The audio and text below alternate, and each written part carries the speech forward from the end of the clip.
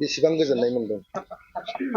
आंनि बे ML साबजेक्टआव 100 आव 100 खोन्दो लानायखौ गोजोननाय मोनदों आरो आंनि पार्सेन्टेजनि थाखाय आं बाहाय दुखु नांदों। आं साबजानाय बायदि मोनाखै आंनि पार्सेन्टेजखौ। नोंथांनि फोरोंगिरिफोरनि सायाव नोंथाङा मा बुंगोन बे समाव? जोंनि फोरोंगिरिया मोजाङानोमोन, खोब मोजां। स्कुलाव मोजां फोरोङो, मोजां बेखेवना होयो टपिकफोरखौ। ओमफ्राय फोरोंनायखौनो फोरोंबाय थायो, खननै फोरोङो। सार बिथां जोंनि साबजेक्ट टिचार ML नि बिथाङा आंखौ 100 आव 100 खोन्दो लानो हानायाव हेफाजाब खालामदों।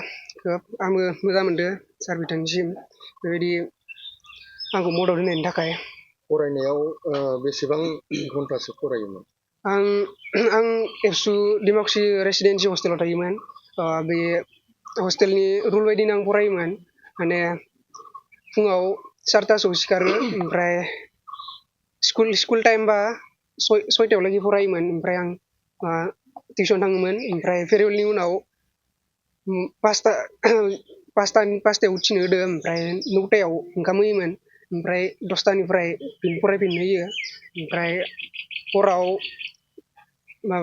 5टानिफ्राय 9टायावलागि फरायनो होयो। ओमफ्राय ओंखाम जानानै एग्जाम टाइमाव बारा गोबाव जनो होआसै, खोब 5 मिनिटल'सो जनो होदो। ओमफ्राय बेनिफ्रायनो फरायफिननो होदो। ओमफ्राय एग्जामाव आरो 11टायावलागिल'सो फरायनो होदो, ओमफ्राय उन्दुनो होदो।